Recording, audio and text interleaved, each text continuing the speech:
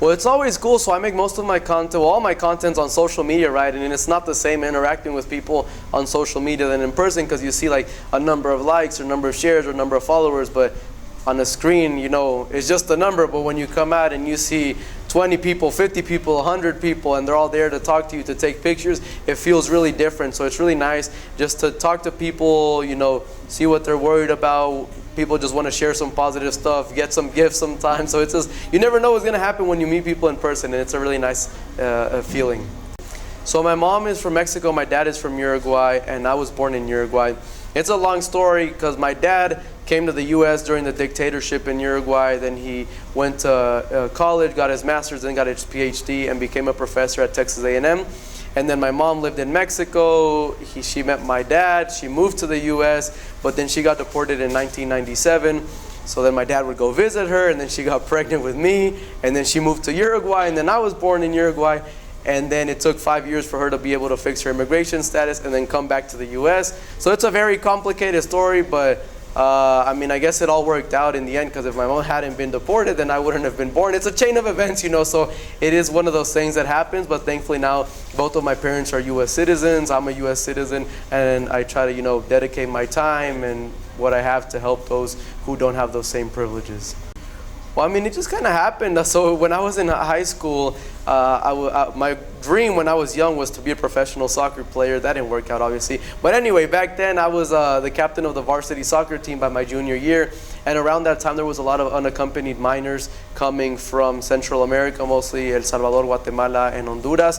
And, you know, they would come to the border without their parents, and they would be released here in the United States. And a lot of people ended up in my community in Bryan College Station, Texas. So I had a couple of classmates who, you know, were in that situation, and they were really good at playing soccer, but they couldn't pass their classes. And if you can't pass your classes, you can't play on the team. So the coach, he's like, hey, you know Spanish and English, you should help these kids out. Maybe they can pass their classes and play on the team. So I started just doing it because of that, but I enjoyed the dynamic of helping people, you know, being bilingual. It seemed really natural for me, but it was making a huge difference in people's lives. So from there, I started looking for more ways to get involved, and then I started teaching citizenship classes at a local community center, and then did that all through high school. Then in college, I went to Vassar College in New York. I studied political science, and my goal was to work for a nonprofit after. But then I graduated in May of 2020 when the pandemic came, so I wasn't able to, you know, do the work that I wanted to do. And while figuring out what to do with my life, I started making content on social media about citizenship. It was just kind of a hobby, but it blew up, and more people started asking about other immigration-related stuff or politics, social issues, and I just kind of kept making content, and I've been doing that for 4 years now. Oh, well, that was really unique. I never expected that. So it was definitely different. The first reason being because I did my speech in English and most of my stuff's in Spanish.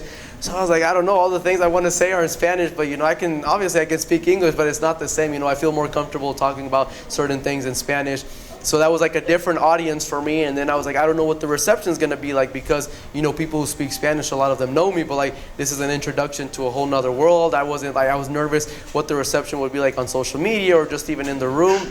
And also, I'd never done a speech like that, you know, in front of so many people and with a teleprompter and everything. It was like something really different. And like, you know, speaking after literally presidents and senators and congressmen. But I think it worked out well, and it's obviously a learning experience. That was my mindset going into it. Whether it goes good or bad, I'm going to learn from it, so it's a positive.